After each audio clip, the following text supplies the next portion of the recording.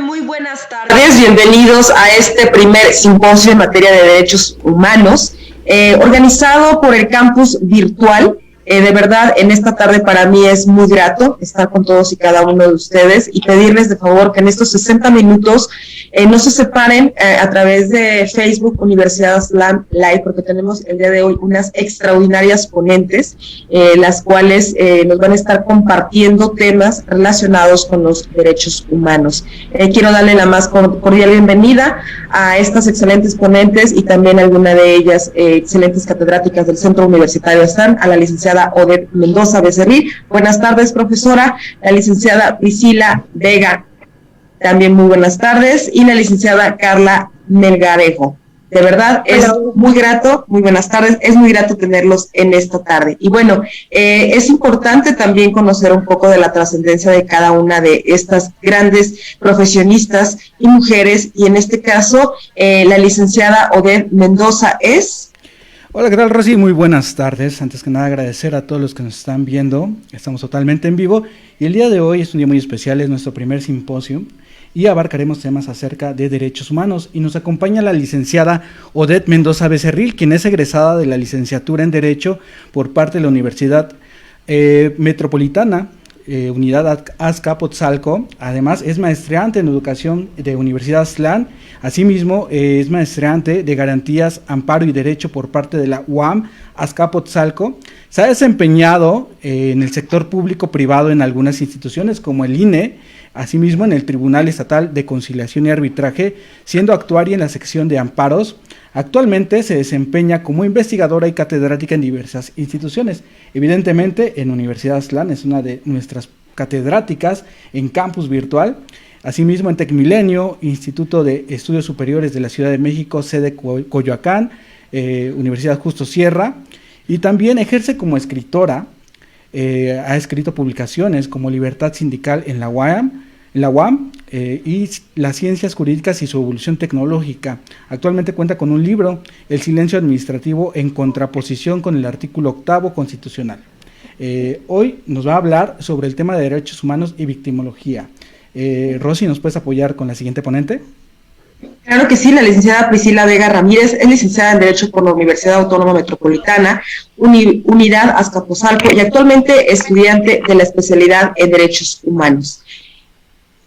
También del Centro en Estudios de Posgrado en Derechos. Es coordinadora de unidad en áreas de servicios migratorios, adscritas a la Dirección General de Regularización y Archivo Migratorio, adscrita a la Dirección General de Regularización y Archivo Migratorio en el Instituto Nacional de Migración, con amplia experiencia en la atención y documentación de las personas extranjeras que han ingresado a México por medio de las denominaciones caravanas migrantes. Asimismo, se han realizado diversas tareas operativas para salvaguardar el bienestar de las personas en el contexto de la movilidad. Y precisamente va a ser el tema que en esta tarde nos va a hablar respecto de los derechos humanos en relación con los migrantes. Muchísimas gracias.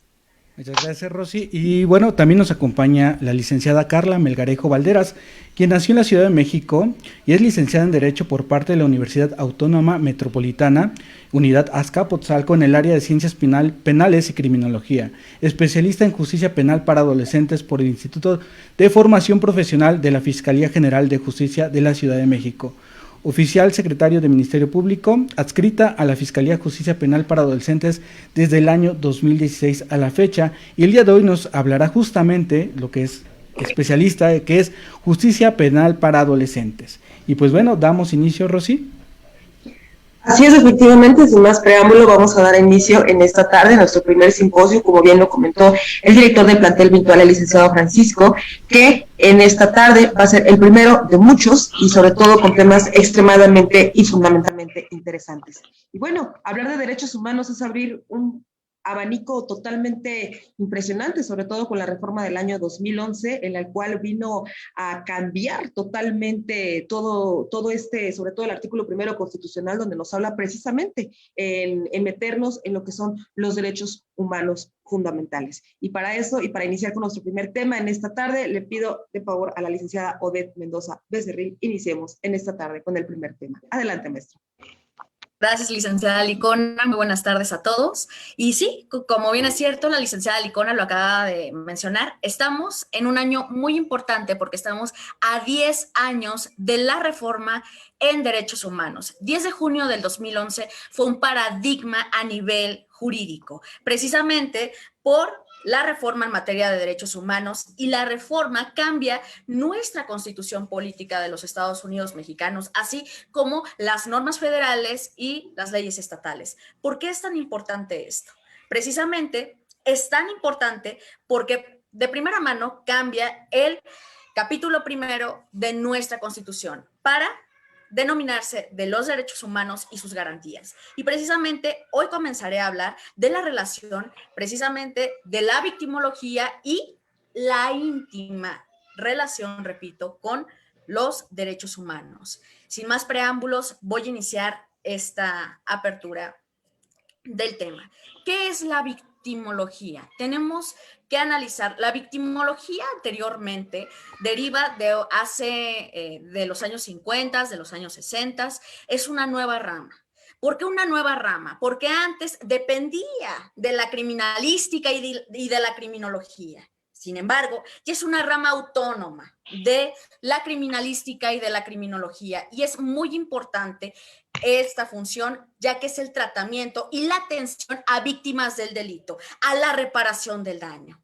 pero precisamente es en la reforma del 2011 cuando se modifican los artículos 19, 20 y 73. La modificación de estos 3 artículos obedece precisamente a la exposición de motivos, que principalmente tiene que ver con el aumento significativo de la vulnerabilidad de millares de personas, principalmente mujeres, niñas, niños y adolescentes, expuestas a ser víctimas del delito de trata de personas. Ya no trata de blancas, ya estamos hablando de un trata de personas, motivado principalmente por el crecimiento significativo de los flujos de personas en las últimas décadas, que precisamente transitan en el territorio mexicano. Eso ya lo hablará la licenciada Priscila. Están en constante migración y están expuestas a ser víctimas de los delitos. Y es por eso que tenemos que mencionar, en primer lugar, a la trata de personas. Es sin duda un delito que, además de afectar a la libertad, supone un grave riesgo para la vida e integridad de nuestras personas. ¿Y qué decir de los terribles secuencias psicológicas que dejan, que marcan la vida para siempre de las víctimas, y no solamente de las víctimas directas, sino también de las víctimas indirectas? Quiero ser muy particular para detallar a qué me refiero con víctimas directas. Según la Ley General de Víctimas, en precisamente su artículo 4, una víctima directa es aquella persona física que ha sufrido algún daño o menoscabo, ya sea económico, físico, mental, emocional o en general cualquiera puesta en peligro o lesión a sus bienes jurídicos o derechos, como consecuencia de la comisión de un delito o violaciones a sus derechos humanos reconocidos en nuestra Constitución y los tratados internacionales que en este momento abordaré. Las víctimas indirectas también sufren. ¿Por qué? Porque son aquellas personas físicas a cargo de la víctima directa que tengan una relación inmediata con ella. Sin embargo, también tenemos a las víctimas potenciales, que son las personas físicas cuya integridad física o derechos peligren por prestar asistencia a la víctima, ya sea por impedir o detener la violación de derechos o la comisión de un delito. Es por eso que estamos hoy día estudiando esto que es la victimología. Si bien es cierto, la fracción quinta del artículo 20 añade, como ya lo vimos, el delito de las tratas de personas como presupuesto al derecho, al resguardo, a la identidad de la víctima o el ofendido por el delito, junto con la violación, secuestro y delincuencia organizada. Adición que evidentemente, gracias a la reforma del 2011, significa una ampliación de importancia a los derechos de la víctima, sobre todo si consideramos la gravedad del delito mismo y sobre todo su incidencia e incremento al que ha hecho referencia. Textualmente, la fracción quinta del reformado artículo 20 se prevé lo siguiente: resguarda la identidad y los otros datos personales cuando sean precisamente menores de edad, cuando se trate del delito de violación, trata de personas, entre otros, salvaguardando los derechos de su defensa. Por otra parte, podemos decir que se puede concluir de manera preliminar este recuento de procesos incorporados de la víctima en los preceptos constitucionales a las mejoras del Estado. Sin embargo, hay mucho trabajo que hacer, ya que sí tenemos la Ley General de Víctimas, tenemos nuestros derechos humanos. Sin embargo, no podemos dejar a un lado a los tratados internacionales de los que México es parte. Esto precisamente, hablando precisamente de el Estatuto de Roma.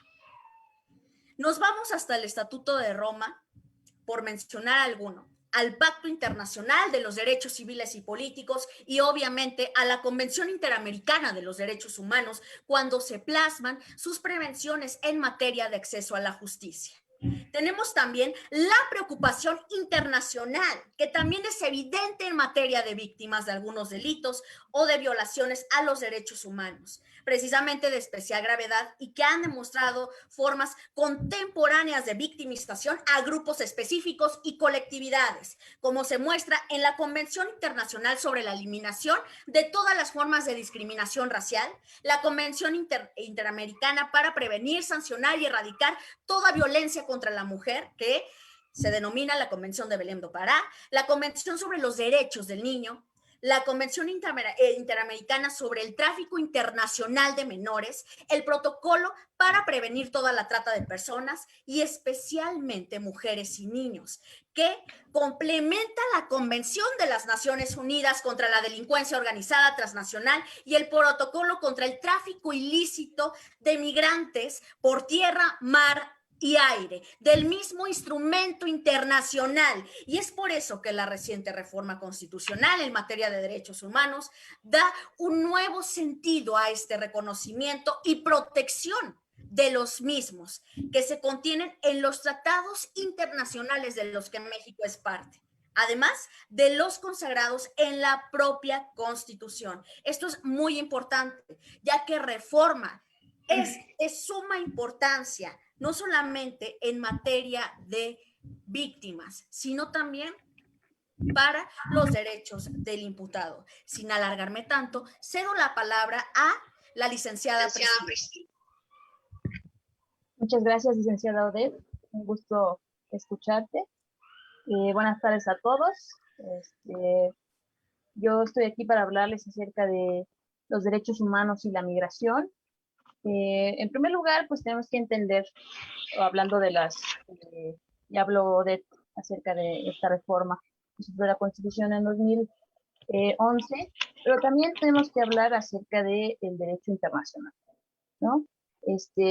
Algo muy, muy icónico dentro del derecho internacional y el derecho de la migración pasó en 2018, en diciembre de 2018, y es este Pacto Mundial para la Migración, que es segura, ordenada y regular, que también lo conocemos como el Pacto de Marrakech.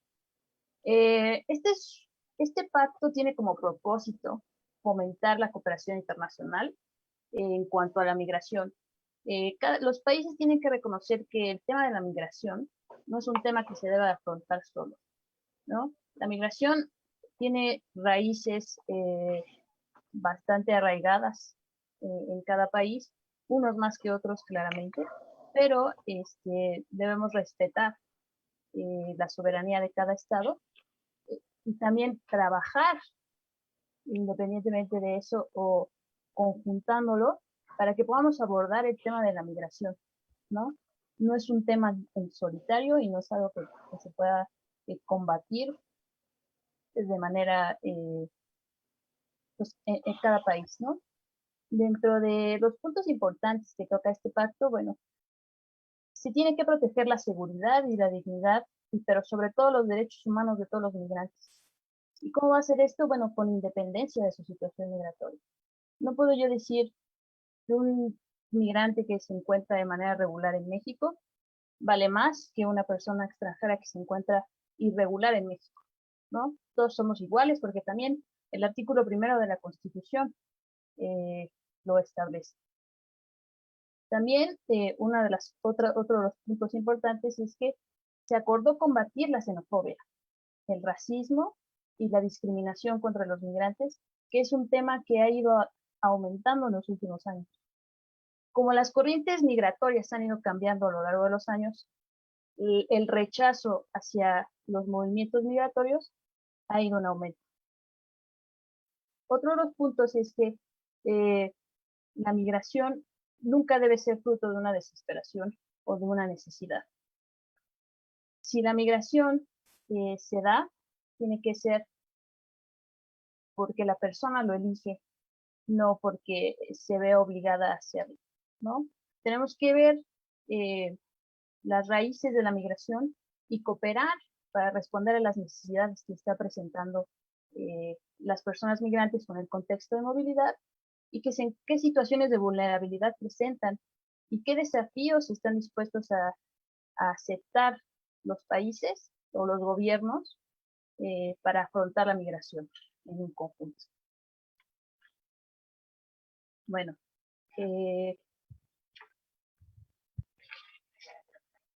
¿Qué nos habla nuestra Constitución Política de los Estados Unidos Mexicanos? Bueno, como lo mencionó la licenciada Odette, a partir de esta reforma icónica que sufrió en el 2011 en el tema de derechos humanos, bueno, nuestra Constitución Política en su artículo primero nos establece que todas las personas gozarán de los derechos humanos reconocidos en la Constitución. Y también, otra cosa muy importante, es el principio pro persona, ¿no? Algo muy progresivo, y también establece el principio pro persona que las normas relativas a los derechos humanos en todo momento serán para favorecer, o la protección más amplia para favorecer a las personas. Hablando ya un poquito más en el tema de política migratoria del Estado mexicano, tenemos que dentro del artículo 2 de la Ley de Migración vamos a encontrar los principios en los que se sustenta esta política, ¿no? Y en primer lugar, tenemos el respeto irrestricto a los derechos humanos. En segundo lugar, debe de existir una congruencia. ¿Y cuál es el principio de la congruencia? Es que si México exige a otros países un trato digno para sus connacionales dentro de sus territorios, tiene que dar el mismo trato digno a las personas en contexto de movilidad dentro de su territorio. Eso es el principio de congruencia. Y también algo muy importante es la responsabilidad compartida. La responsabilidad compartida de los gobiernos, que no solamente, como lo mencionaba, el tema de la migración no es algo que se pueda afrontar solo. Entonces, los gobiernos de los diversos países y las instituciones, tanto nacionales y extranjeras, que se encuentran involucradas en el tema migratorio, tienen que aportar para que se pueda afrontar este tema de manera conjunta. Algo que ha sido tradición mexicana durante muchos años es la hospitalidad y la solidaridad internacional. La hospitalidad y la solidaridad internacional con las personas que necesitan un nuevo lugar de residencia, ya sea temporal o sea permanente. Y podemos recordar el sexenio del licenciado, o del ingeniero más bien, Lázaro Cárdenas, en el que se encontraban las personas españolas con la guerra civil española. Entonces, se les ofreció refugio en México y fue que fueron llegando y fueron aceptándolos como parte de la comunidad mexicana, ya sea como residentes temporales o permanentes, y eso es el principio de hospitalidad y solidaridad internacional. Entonces, tenemos que tener muy en claro que debe de haber una equidad entre nacionales y extranjeros, como lo indica la Constitución, especialmente en lo que respecta a la observancia de los derechos humanos. No podemos hacer una distinción entre nacionales y extranjeros en cuanto respecta a las garantías individuales. Todos somos iguales y todos nos tenemos que ser tratados como tal. Entonces, el Estado mexicano, si bien es cierto, es que últimamente ha presentado unas corrientes migratorias más, pues se ha visto que las corrientes migratorias han cambiado, ¿no? En los últimos años, por ejemplo, las llamadas caravanas migratorias han venido a cambiar todo el contexto y toda esta política migratoria en la que se sustentaba el Estado mexicano. Nosotros podemos decir o ostentar que tenemos una protección internacional en México. ¿Cuál es la protección internacional o qué es lo que ofrece esta protección? Obviamente dentro de la ley de migración las posibilidades se encuentran delimitadas y estas son las razones humanitarias, ¿no? Si una persona llega huyendo de su país, que es lo que ha pasado en los últimos años, si llegan huyendo de su país por la violencia generalizada, porque sienten que su vida corre peligro, bueno, pueden ser solicitantes de la condición de refugiado, o incluso por sus visiones políticas, ya sean este, lo que creen políticamente hablando, bueno, pueden también ser solicitantes del asilo político, ¿no? Este último lo vimos, un caso muy sonado con Evo Morales, cuando salió de Bolivia y llegó a México, se le otorgó el asilo político. Entonces, las posibilidades de que las personas extranjeras que se encuentran en un contexto de movilidad puedan venir a México se encuentran y las bases pues están dadas dentro de la normatividad migratoria. También tenemos los grados de vulnerabilidad de las personas que tenemos que tomar en cuenta, ¿no? La vulnerabilidad de la que hablaba la licenciada Odette también se encuentra contemplada dentro de la normatividad migratoria, dentro de la ley de migración, su reglamento y los lineamientos para trámites y procedimientos migratorios. Es una posibilidad, es algo que se está aplicando desde el 2012 que se publicó esta ley de migración. Y bueno, con las condiciones cambiantes que viene presentando la migración, no solo en México, sino a nivel mundial, creo que tenemos que tomar en cuenta las raíces de esta necesidad de las personas por migrar. Y tenemos que identificar qué es lo que se puede hacer y cómo podemos ayudar para que las personas no tengan que sufrir todo pues el traslado o lo que implica moverse de un lugar a otro y dejar el arraigo que tienen en su lugar de origen. Muchas gracias y les doy la palabra a la licenciada Carla. Hola, buenas tardes. Agradezco mucho la invitación a la Universidad Aztlán, a la licenciada Odette y a la licenciada Priscila, amigas y compañeras de la universidad. Me es muy grato estar esta tarde con ustedes compartiendo este simposio. El día de hoy les quiero hablar del sistema de justicia penal para adolescentes. No podemos dejar de ver este sistema sin referir el sistema tutelar para menores. ¿Por qué? Porque ahí va a radicar la importancia y las características de este sistema nuevo. Podemos checar un poco las características principales del sistema tutelar. No existía una diferencia jurídica entre niños y adolescentes. Únicamente eran determinados genéricamente como menores aquellas personas que tenían menos de 18 años. No eran sujetos de derechos, al contrario, eran sujetos de tutela. Eso es muy importante. Y se priorizaba el internamiento. Y este internamiento no solo se encontraban menores que habían cometido una conducta delictiva, sino también menores que habían cometido una falta administrativa, niños abandonados, niños en situación de calle.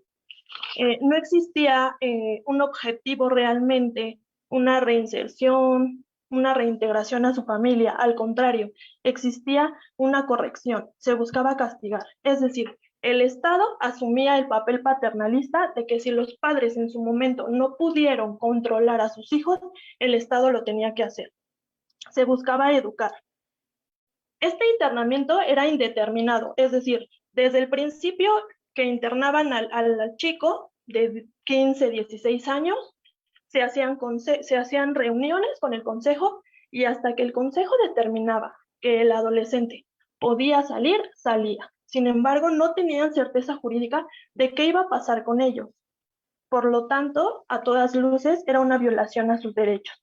Eran vistos más como un problema social que realmente como un sujeto de derecho que estaba en un conflicto. Es entonces cuando se dan varias reformas. En el año de 2005 se reforma la ley y se crea este sistema de justicia penal para adolescentes. Pero realmente fue muy básica esta reforma, únicamente nos señala ver a los adolescentes como sujetos de derecho. Aquí ya no son un sujeto de tutela y ya hay una diferencia clara entre niños y adolescentes.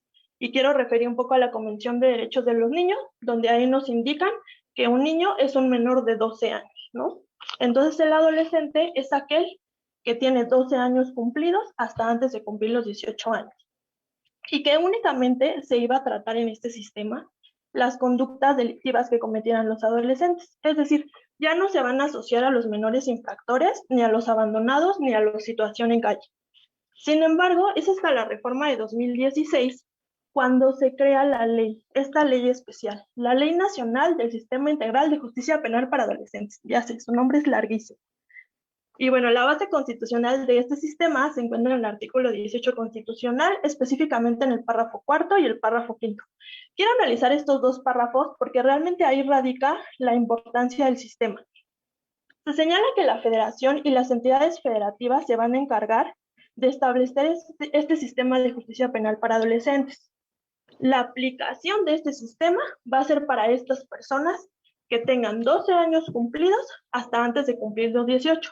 Pero ojo, también tenemos una excepción. Es aquellas personas que pueden ser ya mayores de edad, pero que en el momento en que eran menores de edad, de 12 a 10, antes de 18, cometieron una conducta delictiva y se les va a tratar como adolescentes aunque tengan ya la mayoría de edad.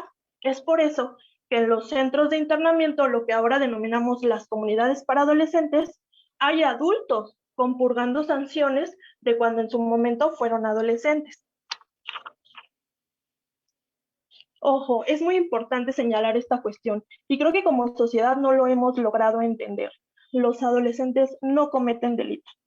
Ellos cometen conductas que la ley señala como delito. Sin embargo, no existe un catálogo de estas conductas. Estamos, perdón la palabra tan coloquial, pero estamos en pañales en este nuevo sistema. Porque seguimos aplicando de manera supletoria el Código Penal para el Distrito Federal, ¿no? Entonces, entendamos esa situación. Los adolescentes no cometen delitos. ¿Qué va a pasar? Hay una cuestión importante respecto a la figura de la prescripción que me gustaría señalar en este momento. A diferencia del sistema de adultos, en el sistema de adolescentes no vamos a tomar como importante o como base la conducta, sino el adolescente. Aquí importa el sujeto y la edad que éste tiene. Entonces, los dividimos en 3 grupos etarios. El primer grupo es aquellos adolescentes que tienen la edad de 12 años hasta antes de 14. El segundo grupo etario, los adolescentes que tienen 14 hasta antes de 16. Y el tercero, de 16 hasta antes de 18. ¿Y por qué va a importar este grupo etario? ¿Por qué? Porque la figura de la prescripción va a radicar en esa situación. No va a importar la conducta, sino la edad del adolescente al cometerla, a excepción de los delitos de índole sexual, ¿no? Que tenemos este señalamiento que la propia ley lo indica y que también la ley nacional lo indica. Esta prescripción va a empezar a correr cuando la víctima cumpla la mayoría de edad. También en los adolescentes eso importa muchísimo.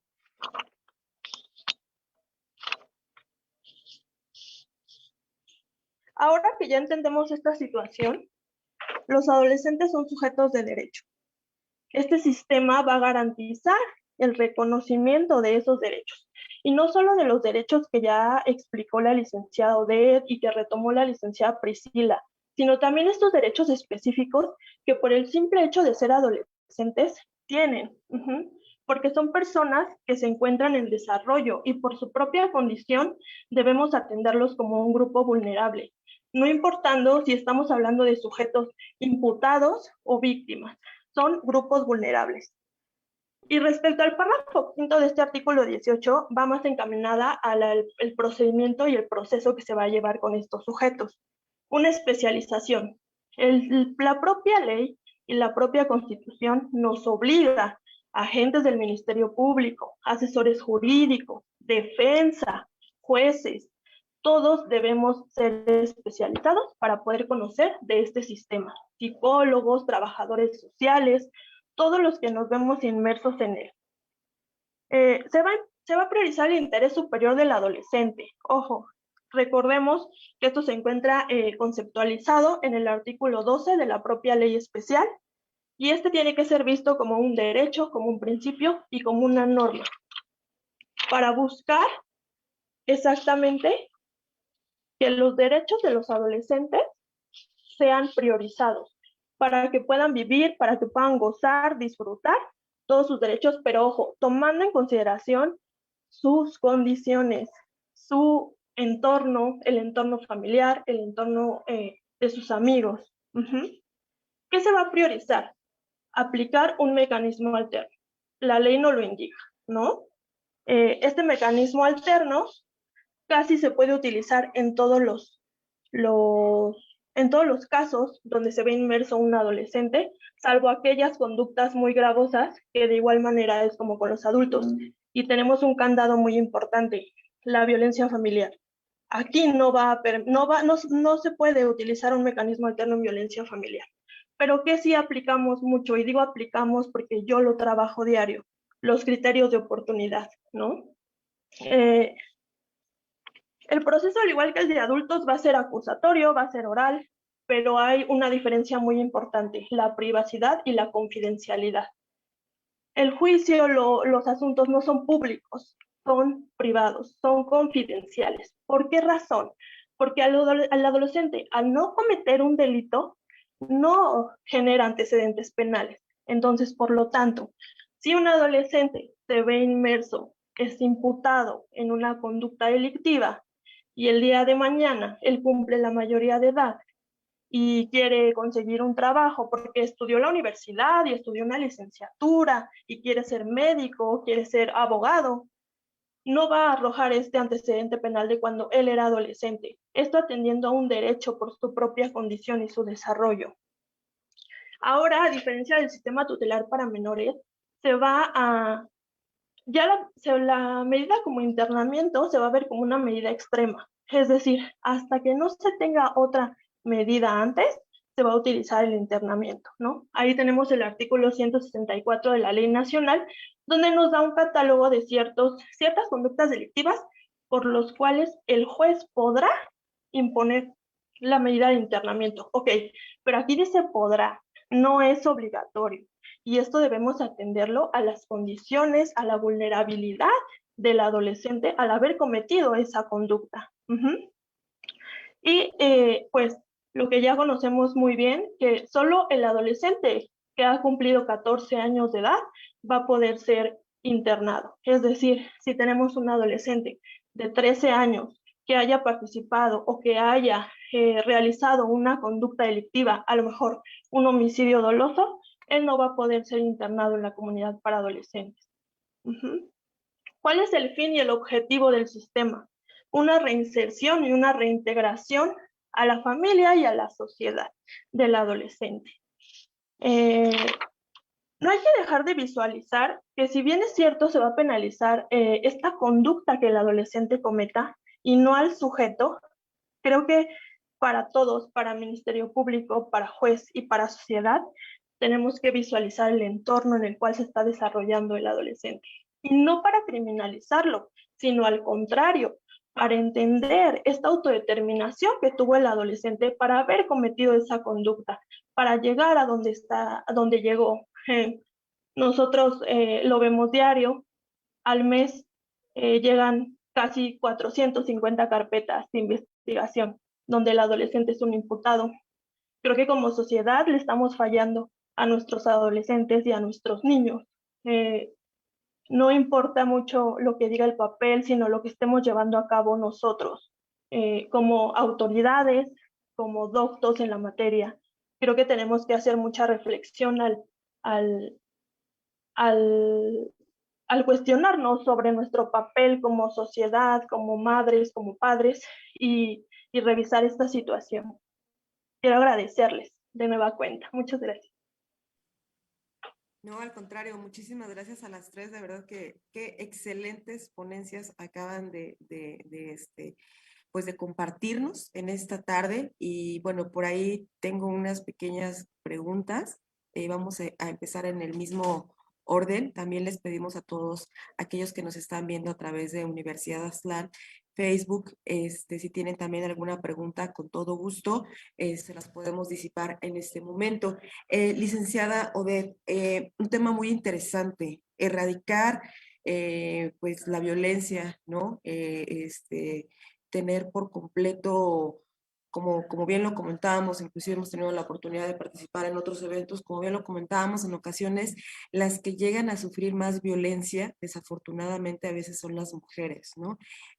Quisiera poner un caso práctico, tal vez, para saber también su punto de vista, sería muy importante, tratándose de derechos humanos, sobre todo cuando tenemos una víctima, tal vez, que pudiera ser una menor de edad, abusada sexualmente por su padre, posiblemente, y bueno, se inicia un procedimiento en el cual de alguna forma u otra se realiza lo que es la respectiva formulación de imputación y tal vez pudiera dictarse un auto de no vinculación a proceso, posiblemente. ¿Por qué? Porque en ese sentido se habla respecto de que el delito como tal no ha podido, no ha sido aniquilado con otros medios de prueba. Recordando que el tipo de delito de abuso sexual, de acuerdo a lo que establece el criterio inclusive de la Suprema Corte, dice que son delitos en los cuales, evidentemente, con la única declaración de la víctima, se puede acreditar el tipo penal. En ese sentido, maestra Odette, ¿dónde consideraría usted, digo, porque me queda claro que están transgrediendo totalmente los derechos humanos de la víctima? ¿Dónde podría usted opinar o cuál sería su punto de vista en este caso práctico que estamos poniendo también a que todas las personas que nos están viendo opinen? Adelante, maestra Odette.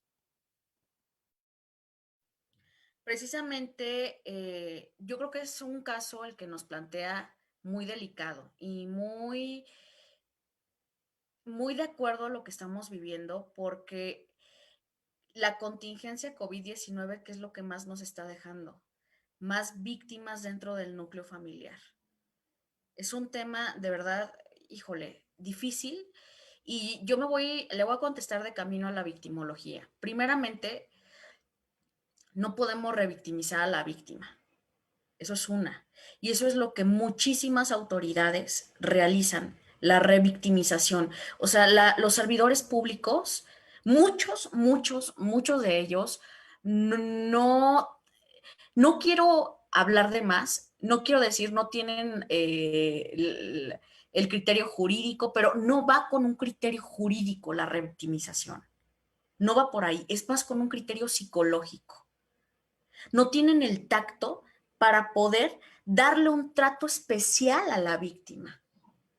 Ahora bien, lo importante, vuelvo a repetir, dentro de la victimología es ese trato especial. La entrevista, precisamente con un psicólogo, son delitos que, como yo misma lo dije, te pueden dejar una situación emocional, psicológica, para el resto de tu vida.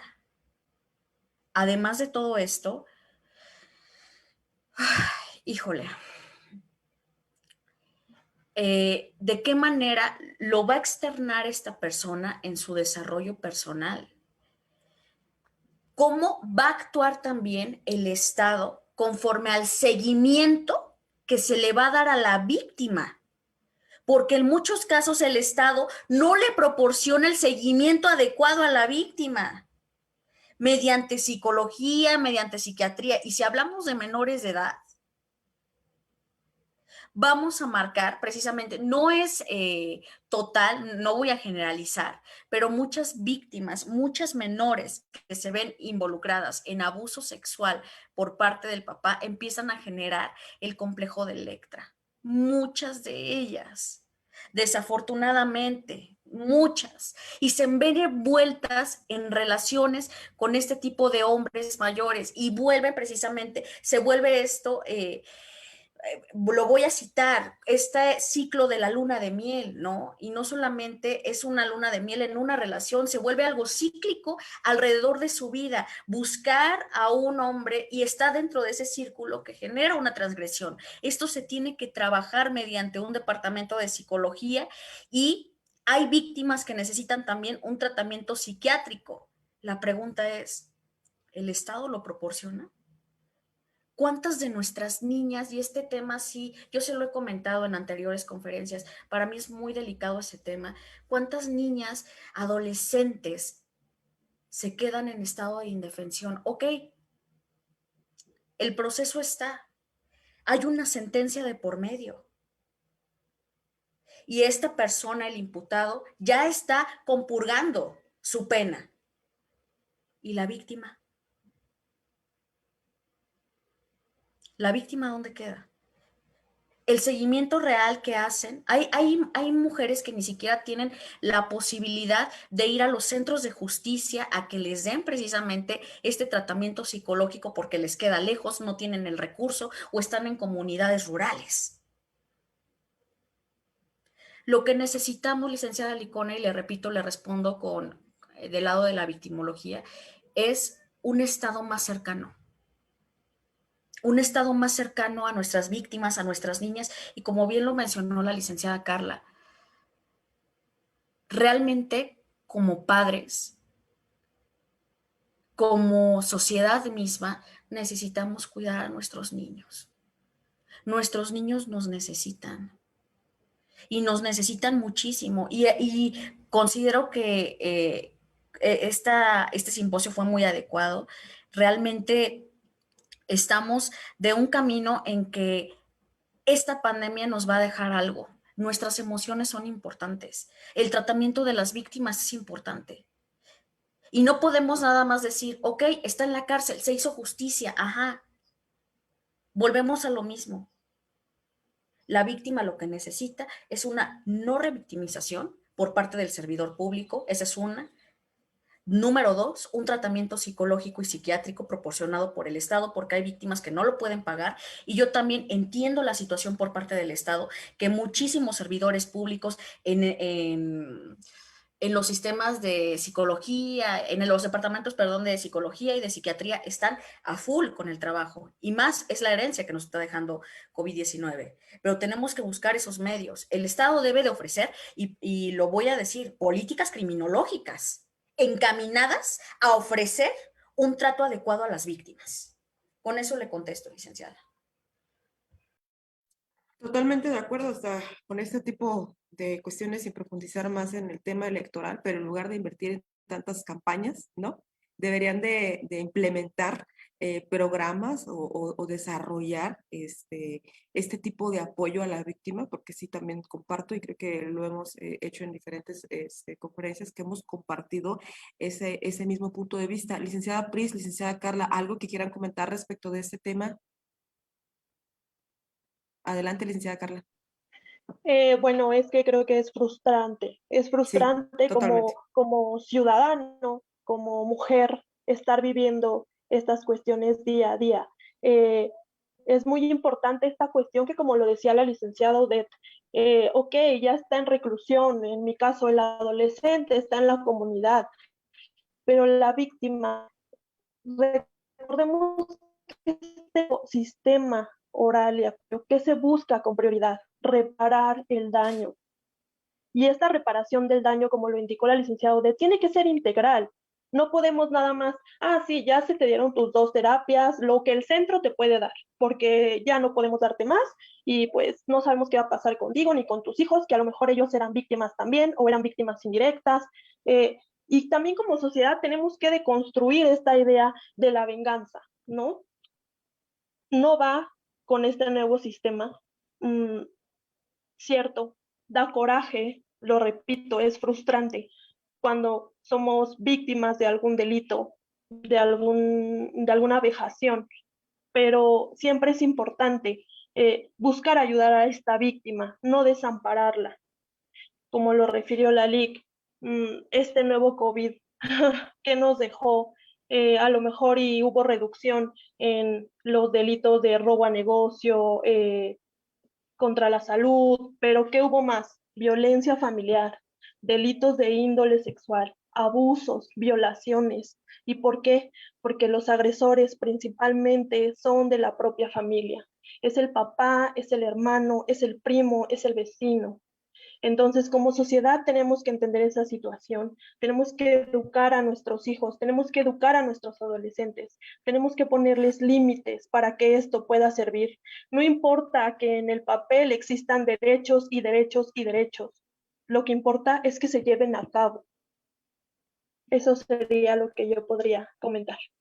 Muchas gracias, licenciada Carla. Y que inclusive en la hipótesis que ustedes la están manejando, que tal vez el imputado esté pues ahora sí que pagando su pena, ¿no? Pero hay en ocasiones que por falta de pruebas o inclusive por falta de una buena integración en la carpeta, pues a veces llegan a obtener una sentencia favorable y cometen el delito y aparte no reciben su respectiva condena, ¿no? Eso yo creo que también puede ser un poquito más frustrante. Licenciada Priscila, ¿quería comentar algo? Nada más añadiendo un poquito a lo que dijeron las licenciadas, creo que el Estado tiene que tomar mucha parte, mucha batuta en este sentido, ¿no? No sé si recordarán recientemente, hablando discutiendo obviamente el COVID-19, la campaña que lanzó el gobierno federal acerca de cuando se empezaron a incrementar, lo que dice la licenciada Carla, los números de violencia familiar. Esta campaña que lanzó el gobierno federal, que de alguna manera fue un poco sensible, ¿no? Y que tocó fibras de víctimas que si bien no están siendo apoyadas o se sienten dejadas de lado o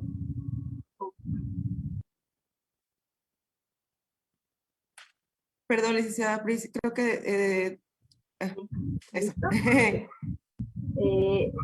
Entonces, creo que todo viene desde el sistema o el gobierno, ¿no? Tiene que tomar la batuta, tiene que tener una mano firme para poder llevar a cabo y garantizar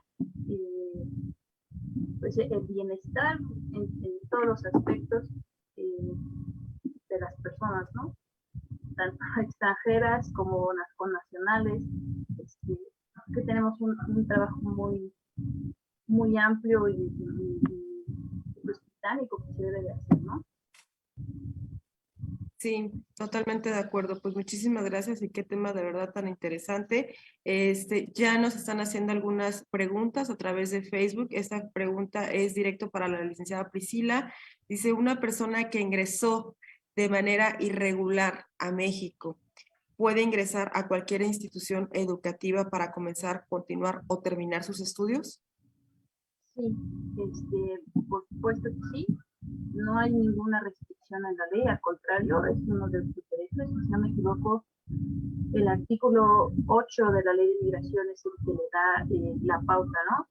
Los migrantes, como con los connacionales o estas personas en contexto de movilidad, tienen derecho a la educación, tienen derecho a recibir atención médica, tienen derecho a, si nace su hijo en México, un juez de registro civil no puede negarles el registro.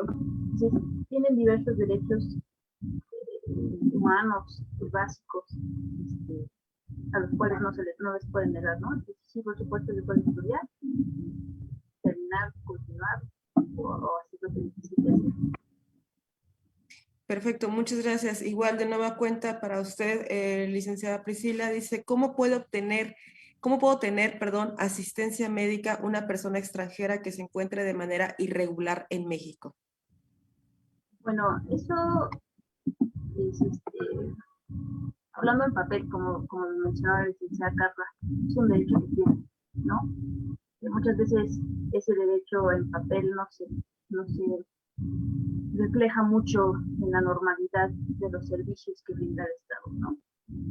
Muchas veces es requerido su tarjeta, ¿no? De residencia, algún documento que tengan en México, que se encuentren regulares en el territorio mexicano. Pero finalmente, como lo digo, no les pueden negar el servicio, incluso estarían yendo en contra de lo que establece la ley de migración y la Constitución. Entonces,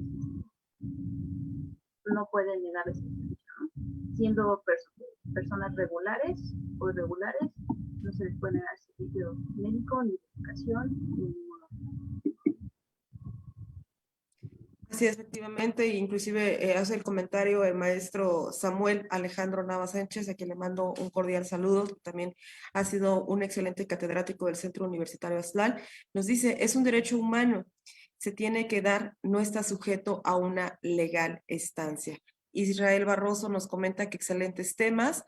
Juana Salazar dice, siempre le echan la culpa a las niñas y debería de haber una doctora que los revise, no un hombre. Interesantes temas, la verdad. Licenciada Carla nos comentaba respecto de los derechos niñas, niños y adolescentes. ¿Nos puede mencionar algunos para aquellas personas que nos están viendo a través de Facebook, Universidad Aztlán, conozcan alguno de estos derechos de los niños, niñas y adolescentes? Claro que sí. Bueno, estos derechos específicos que por la condición de la persona necesita que sean reconocidos. Muy importante este derecho, y recuerdo una viñeta de Mafalda donde explican qué son estos derechos para que los niños los entiendan de una mejor manera.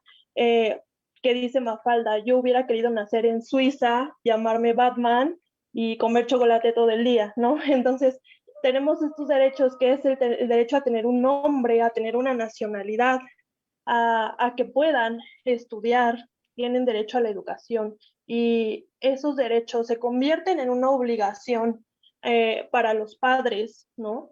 Este derecho a que el niño viva de una manera plena, que goce su infancia, que juegue, que disfrute. Hay que recordar que cuando un niño sufre fracturas en su infancia, hacen que sea un adulto mal, o sea, mentalmente no va a estar estable. Entonces, estos derechos, y como adolescentes, pues obviamente tienen este derecho de ser asistidos por un psicólogo, por un trabajador social, sin importar si son imputados, si son víctimas. Estos menores que son víctimas de abuso sexual, de violación, tienen derecho, como lo refería la licenciada Odette, a no ser revictimizados. Es decir, pueden haber niñas o niños que son víctimas de una violación y que no hablan, que todavía no se pueden expresar con palabras. ¿Qué tenemos que hacer con estos niños? ¿Qué derecho tienen este niño? Poder utilizar todas las herramientas psicológicas y, si en dado caso se necesitan psiquiátricas, para que el niño pueda recibir este apoyo y se pueda expresar con los demás. Esto es lo que tendría que comentar. Muchísimas gracias, licenciada Carla. Licenciada Pris, yo sé que ya nos comentó alguno de los derechos humanos, pero también para que quede refrendado a todas las personas que nos están viendo, mencionarnos 5 derechos humanos fundamentales de los migrantes. Bueno, los que ya habíamos mencionado, para recalcarlos, la educación, obviamente, tienen derecho a la atención médica, tienen derecho a la unidad familiar, ¿no? Tienen derecho a tener acceso a todos los servicios, bueno, al registro civil, tienen derecho a una vida digna, ¿no? Eso es lo que buscan las personas en contexto de movilidad. Una vida mejor, y bueno, si podemos proveérselas, ¿por qué no apoyarlos en ese sentido, ¿no? Totalmente de acuerdo. También tenemos otra pregunta del director de prepa, Israel Barroso, que nos dicen, y quien guste contestarme la pregunta o si quieren participar las 3 adelante, ¿a qué creen que se deba la crisis de derechos humanos en México? Buena pregunta. Yo sí quiero comentar algo y rápidamente a la persona que dijo acerca de que deberían de ser médico, de que son médicos varones los que atienden a las víctimas mujeres, conforme al protocolo de Estambul, las víctimas pueden elegir si es varón o mujer quien los atienda, ¿ok? Tienen ese derecho. Se supone que la víctima se siente más segura. Si es mujer, se siente más segura con sexo, género, mujer. Si es hombre el violentado, se siente más seguro con el varón. Y quiero decirle algo, ¿a qué se debe la crisis de derechos humanos en México? A la falta de cultura de legalidad que está habiendo en nuestro país. No tenemos una cultura de legalidad. Se habla en el artículo 3 de enseñar los derechos humanos y enseñar el nacionalismo y patriotismo, que eso es una reforma nueva del presidente López Obrador. Sin embargo, no tenemos esa cultura de legalidad y esa cultura de valores que debería de imperar en nuestra sociedad. Estamos viviendo una anomía social.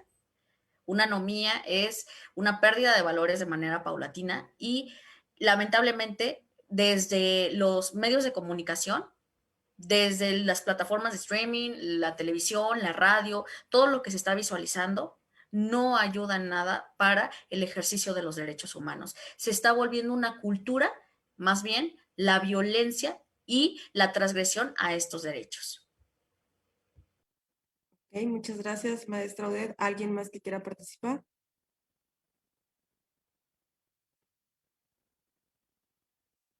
No, también tenemos un comentario de Juana Salazar.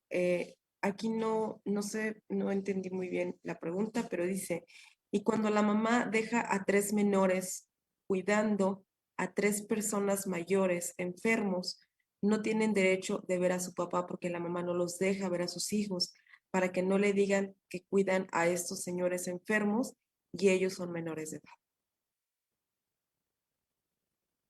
Digo, no está como tal una pregunta, más bien está como una reflexión, pero bueno, aquí también hay que entender que cuando, sobre todo yo creo que aquí nos puede ayudar la licenciada Carla, porque hablaba de lo que son los derechos de los niños, niñas y adolescentes, hay que entender que el hecho de que unos menores de edad puedan convivir, ya sea con la mamá o con el papá, no es una obligación, es un derecho. ¿Es correcto, licenciada Carla, y respecto de este tema que nos acaban de externar, Juana Salazar?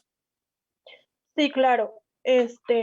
Nosotros a veces cuando tenemos relaciones personales y de esas relaciones tenemos niños, tenemos sobrinos, tenemos hijos, tenemos hermanos, eh, y esa relación con la otra persona se fractura, hay divorcios, se separan. Lamentablemente quienes sufren de esta situación son los niños, ¿no?